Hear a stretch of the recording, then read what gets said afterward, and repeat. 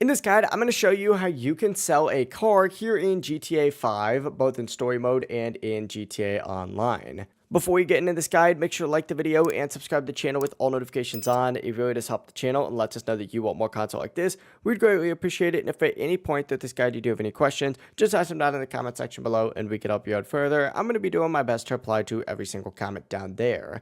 Now to start, what you're going to want to do is visit a Los Santos customs location. So go ahead and open up your map, and once you have your map open up, just scroll through all of these, and what you're going to want to do is go specifically to a Los Santos customs. There's quite a bit of these throughout the map. It doesn't necessarily matter which one you actually end up going to, and they're going to be located with a spray can icon. Whenever you arrive, hop into your vehicle that you want to sell and drive it into the garage. The door is going to automatically open for you. Just pull your car inside, short cutscene is going to play, and after that you're going to see the customization menu. Just scroll through the options until you find sell vehicle. Select it and the game will show you the details of the car along with how much money you'll receive for selling it. When prompted, just confirm that you want to sell your vehicle, and after a few seconds the car will be sold and the money is going to be added back into your account, and you'll be taken back outside without the vehicle. Now that is how it works for online. If you are playing story mode, unfortunately there is not a way to actually sell your car. That feature is just not available in story mode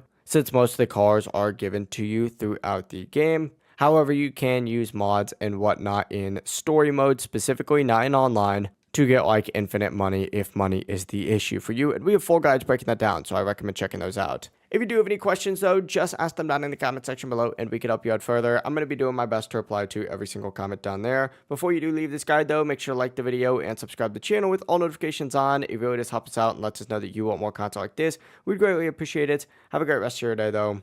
Peace.